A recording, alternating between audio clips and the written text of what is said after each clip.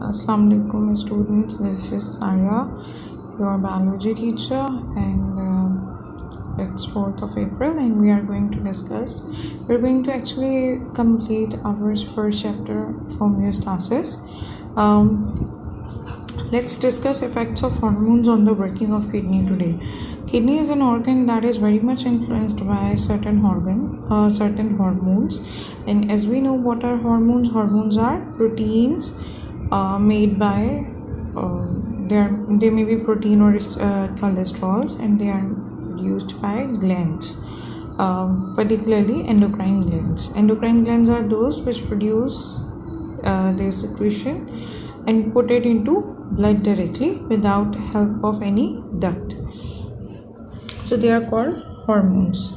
The main hormone that influence activity of kidney is antidiuretic hormone, second is aldosterone hormone, and third is parathormone hormone. Antidiuretic hormone is also known as vasopressin. This hormone is secreted from the lower region of pituitary gland. It controls the movement of water through the collecting duct and helps in reabsorption of water. This hormone is produced at the time of dehydration especially. It causes shortage of water in the body due to rapid loss of water. The osmotic pressure of blood increases. This hormone helps to balance the amount of water. This hormone is called vasopressin. Aldosterone, this hormone is secreted from the outer part of adrenal cortex. It controls concentration of sodium ions in the body fluid. It increases the reabsorption of sodium ions in nephron. Parathormone, this hormone is produced by parathyroid gland. It controls the amount of calcium ions in the body and helps in the reabsorption of calcium ions in the nephron. This is the composition of urine. I will send you pictures of these pages so you can have a good look here. Water 95% or 95 parts are water. No protein or sugar should be there. Urea 2 parts, creatinine in fractions, ammonia in fractions, uric acid, sodium chloride and other ions should be in fraction, and pH should be of 5. It means slightly acidic. Composition of urine and variation in the composition and its significance. There is a particular composition of urine.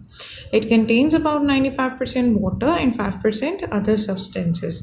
In 100 cubic centimeter quantity of urine, following components are present. In urine test by the percentage of different substances, it is easy to know about the abnormal condition. It indicates any infection, pregnancy or defect in the kidneys. When amount of sugar is high in urine, it indicates diabetes. There are some important different problems of kidneys which sometimes come in exam as well. Kidneys are the organ of excretion and osmoregulation. Their working can be affected due to certain reasons or abnormal conditions. The problems of kidneys are as follows. Number 1 is kidney stone. In kidney, sometimes some solid structures are produced called kidney stones. 70% of kidney stones are formed due to calcium oxalate or calcium phosphates. Oxalates are produced in the metabolic processes and added in the urine. Sometimes these are deposited in kidneys and changed into stones. These stone-making substances are found in certain food items such as tomato, spinach, and other green vegetables which contain oxalic acid. By their more use, stones can be formed. About 20% stones cause infection. These are made up of calcium, magnesium, and ammonia phosphate. About 5% stones are formed from uric acid. And the treatment for these kidney stones, the most important one is lithotripsy. Lithotripsy is an important treatment. This comes in exam often. So please pay attention to this one. Kidney stones are usually removed by surgery, that is operation, but by modern technology, there is another method that is used to remove kidney stones. That process is called lithotripsy. It is the treatment by rays. By lithotripsy, the stones of kidney, ureter, gallbladders are easily removed. And we don't need to cut open the patient. The method of lithotripsy is called shortwave lithotripsy or ultrasonic lithotripsy. By the name, you can have an idea that they may be using some kind of rays in the process. So, in this technique, the ultrasonic or X-rays are focused on the stone by the help of telescopic tube of lithotripsy machine. By the rays, the stone is broken into fine particles which are passed out of the body by urine.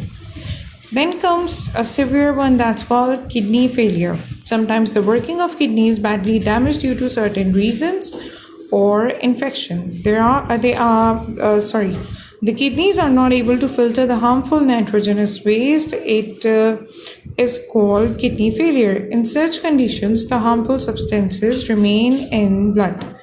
The amount of urea and dangerous substances is increased in blood, and symptoms may be nausea. The person may become unconscious sometimes, vomiting, loss of appetite, and that leads to weakness and sometimes difficulty in breathing in severe cases. In the severe condition, the person may suffer by pneumonia, high blood pressure, bleeding in the stomach, then it causes coma and ultimately death. This in the case when the situation is not properly diagnosed and treated. Similarly, there are some treatments available particularly for this kidney failure. The number one is dialysis. That is the first possible treatment of kidney failure. When there is a kidney failure in a person, a technique is used to remove harmful waste products and excess amount of water from the blood. It is called dialysis. It is an artificial method of blood filtration and purification. There are two types of dialysis. Number one is hemodialysis and other is peritoneal dialysis. Hemodialysis is performed by a kidney machine or artificial kidney. It contains a fluid called dialysate. Its composition is adjusted carefully. In the dialysate, a partially permeable membrane is present. From the body, blood is transferred through a tube. It passes through the dialysis machine. The nitrogenous waste substances and extra water is removed from the blood and added in dialysate. After that, blood is returned back to the body. Dialysis takes place 6 to 10 hours and 3 times in a week. It has to happen. The affected person should control their diet and fluid intake. The other type is peritoneal dialysis.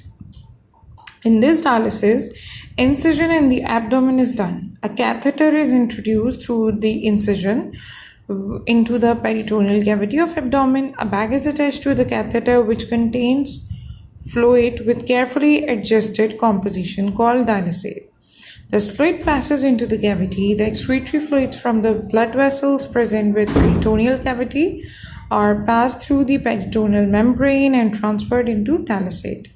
Then it is removed from the body.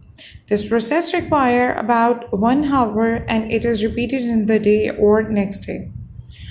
Means frequency is more in this peritoneal dialysis, though the duration is shorter, but frequency is more. So it could be done with the patients who are already admitted to hospital, because a person cannot visit hospital on the daily basis for an hour's process. In case of non-resident or non-admitted patient, hemodialysis is a better option, because patient has to return to hospital or can live up to on his own for 2 to 3 days. So that's a better option then. Now come to kidney transplant. That is another kind of permanent treatment to this kidney failure. When there is, as compared to dialysis obviously, when there is kidney failure in young person, the kidney may be replaced by another healthy kidney donated by a person. It is called kidney transplant. The treatment is better than dialysis and sometimes a permanent treatment, but it depends upon the acceptance of new kidney by the body and blood group matching. The surgical process is successful in 80% people, but pay attention, we cannot ignore the rest of the 20% people who sometimes face some kind of what do you say, autoimmune disorder, or sometimes tissue rejection occurs. So we cannot ignore them. So there are greater chances of rejection as well. That's around 20%. This treatment is very costly and entirely depends upon the donation of kidney. Okay, now some general here the chapter of homeostasis is completed. We are going to look into few important parts, and there is a topic or branch, as we discussed in the very first class, that there is thermoregulation also, that is part of homeostasis. On the basis of thermoregulation, we call our animals, and we divide animals in ectotherms, endotherms, and heterotherm animal. Ecto for outside, endo for inside, hetero for others. Okay, other means not similar. Let's see. Ectotherms are animals that obtain heat energy from their environment. For example, lizard gain heat from sun. That's why they do basking in sunlight in daytimes. Invertebrate animals, fishes, amphibian, and reptiles are included in this group. Endotherms include humans. These animals use internal heat energy which is produced during their metabolism. They obtain energy by their physiological and physical processes. Like we do radiation, muscular contraction, walking, muscular contraction is done, respiration especially. So this group includes mammal, bird, flying insects, and some fishes. Heterotherms are those animals which are able to maintain their body temperature with certain variation. So their body temperature can be changed up to certain limit. It's a small group of animals that includes bat and hummingbird. What are the methods of thermoregulation in animal? What is thermoregulation? Just to recall, therm is for heat and regulation is maintenance. So there are two processes. Number one is behavior, or whatever they do in terms of regulation of heat, we divide it into two groups. Number one is behavioral regulation, the other is physiological regulation. Number one, behavioral regulation is when temperature is maintained by the activity of animal body. It is called behavioral regulation. हमें सर्दी लगे हम कंबल ओढ़ लेते हैं, हमें सर्दी लगे हम पंखा बंद कर देते हैं, हमें सर्दी लगती है तो हम स्वेटर पहन लेते हैं. That's a kind of behavioral regulation. हमें गर्मी लगती है तो हम शावर ले लेते हैं, हम फैन ऑन कर लेते हैं, हम ठंडा पानी पी लेते हैं. That's a kind of behavioral regulation. Such as animals change their position to increase or decrease the temperature. They either get heat energy from sunlight in winter or prevent heat loss from their body. In summer, they move to the colder or moist and shady places. They are moved to a place with suitable temperature. It mostly occurs in ectothermic animals. Physiological regulation is when temperature of the body is maintained by interphysiological processes. It is called physiological thermoregulation, such as change in blood circulation, change in rate of metabolism, excretion of water from the body, and that is sweating actually, and movement of certain muscles of the body. Thus, thermoregulation is common in endothermic animals like us. Thermoregulation in man particularly, man means human. In endotherm animals, heat is produced in the body by their metabolic processes. These animals maintain their body temperature between 36 degrees to 43 degrees Celsius. The body temperature of mammal is 36 to 38 and body temperature of bird is 41 to 43. They control the body temperature and also prevent the loss of heat from the body. Thermoregulation in cold temperature is done by physiological processes and again behavioral processes. How this is done, let's have a look. Number one is non-shivering thermogenesis, other is shivering thermogenesis. Genesis is for manufacture, therm is for heat. Physiological process, they produce heat by shivering method or by non-shivering method. First is erection of hair. In non-shivering method, जब हम shiver नहीं करते, but still we are producing some kind of heat, energy in terms of heat. तो उस वक्त हम क्या कर रहे हैं, we are erection of hair, जिसको हम उर्दू में आपने मिस शमा से पढ़ा होगा, रोंगटे खड़े हो जाना. Okay, other is reduction of blood flow towards skin. हमें सर्दी लगती है तो हम नीले से पड़ जाते हैं, गर्मी लगती है, गुस्सा आता है, हीट अप हो जाते हैं, रेड हो जाते हैं, ब्लड जो है वो जब गर्मी लगती है तो वो स्किन की तरफ जाने लगता है, और जब सर्दी लगती है तो वो स्किन से हटने लगता है, वो हार्ट और लंग्स की तरफ आ रहा होता है। सबक्यूटेनियस फैट अकोमुलेशन, हम अपनी cutaneous is a layer of under layer of skin, और उसके नीचे हम फैट डेपोजिशन कर लेते हैं, फैट को जमा कर लेते हैं, because fat is a good insulator for heat.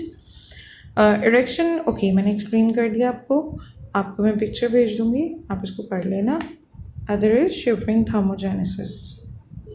Very cold weather, shivering occurs in the muscles of the body. It produces heat. Rate of metabolism becomes faster. In this mechanism, hormones are involved. One hormone, adrenaline, is produced by adrenal gland. It increases the supply of glucose in blood. So respiration becomes fast and energy is produced. Thyroid gland also secretes thyroxine hormone in blood. This hormone also increases respiration to produce heat. On the other hand, behavioral processes are to produce heat by their body activities. They move towards hot places during cold season. हम चूल्हे के करीब चले आते हैं, kitchen में जाके खड़े हो जाते हैं, हम धूप में जाके बैठना ज़्यादा दिन में पसंद कर रहे होते हैं, और okay, so this is the behavioral process. The animals come close to each other. So energy is produced. Man uses warm clothes for protection and to get heat. And thermoregulation in hot temperature is done by, again, physiological mechanism, and there is a behavioral mechanism. How that works? It works actually by, the process takes place by the following methods. First is the blood vessels near the skin become dilated to release body heat outside. Sweat glands become active and water is excreted out through skin. The blood becomes cold and internal temperature is maintained. It is called physiological temperature regulation. In dogs, sweat glands are less in number, so from the tongue heat is released. Whereas on the other hand, behavioral mechanism, in this method, the animals move from hot to comparatively cold places and remain in shade or moist places, or sometimes remain in water to reduce their body heat. In this way, they maintain their body temperature. Man uses thin clothes during summer season. हम ख़वातीन especially, we are after lawn के suits everywhere. ठीक है, तो वो just to prepare ourselves to better the scorching sun. Role of brain in temperature regulation. Let's see इस साल क्या होता है, क्योंकि we are just in lockdown. All the markets and derzies are closed. Let's see हमारे शाबान रमज़ान बगैर नए कपड़ों के कैसे गुजरता है, और इंशाल्लाह अच्छा गुजरेगा, क्योंकि हम लोग थोड़ा सा ही समझते हैं कि ये रमज़ान शाबान के जो कपड़े होते हैं, ये शायद शवाल के, ईदों के इतने इतने सूट, वो हमारे अपने लिए दिन आते हैं, हमारे लिए हमारी इबादत का फल। और इस साल इंशाल्लाह में हमारी इबादत, असली इबादत करने का हमें मौका मिल रहा है, और उसका असली फल भी हमें मिलने वाला है अगर हम यही पैसे दूसरों को राशन की डिस्ट्रीब्यूशन में, किसी की दवाइयाँ दिलाने में, किसी के घर को सपोर्ट करने में ख़र्च करें। तो और मेरा नहीं ख्याल कि हमें इसको सदक़ात खैरात में काउंट करना चाहिए। अल्लाह अजर देने वाला है, क्योंकि इस वक्त तो मुसलमान भाई और एक भाई को दूसरे भाई की ज़रूरत है। तो मेरा नहीं ख्याल कि अगर हम अपने भाई की वो कर रहे हैं, सपोर्ट कर रहे हैं, तो उसको हम को कहीं नोटिस भी करवाना चाहिए। अजर देने वाला, बदल देने वाला बेशक अल्लाह ताला है, और हमें उससे अच्छी की उम्मीद रखनी चाहिए। Back to the topic, role of brain in temperature regulation. Brain takes part in temperature regulation. A part of brain is called hypothalamus. It is the thermostat of body. This is important part. This comes why we call hypothalamus as thermostat of body. It is the controlling center of temperature. It controls automatically the loss of heat or its prevention. The hypothalamus receives nerve messages from all parts of the body. These messages are received from skin, body tissue, thermoreceptors. It can also feel the temperature of blood circulating in brain. After receiving messages, it sends important messages to certain organs to maintain the body temperature. It is a complex homeostatic system which maintains body temperature. In hot season, the hypothalamus closes all systems of heat conservation. It makes arrangement for the release of heat energy from the body. The main processes are dilation of blood vessels, excretion of water through skin, sweat glands, etc. Whether in winter season, hypothalamus closes all systems of heat loss. The heat retains in the body, and heat is produced by different physiological processes. What is fever? Fever is called pyrexia, and it is when the temperature is increased beyond a set point. The set point for human is 37 degrees Celsius. Whenever we have a higher temperature than 37, we are known to get pyrexia or fever. Causes may be viral or bacterial infection. These germs in blood vessel produce a chemical substance called pyrogen. That's why it's called pyrexia. It increases the body temperature than normal. And fever helps to kill the germs. It indicates any abnormal condition in the body or infection. Guys, I am going to send you pictures as well, and we'll be uploading these on our Facebook page. Inshallah, we'll see you. If you have any query or question, just post it there. I'll be responding you very soon. Take care of you, stay home, stay safe. Allah Hafiz.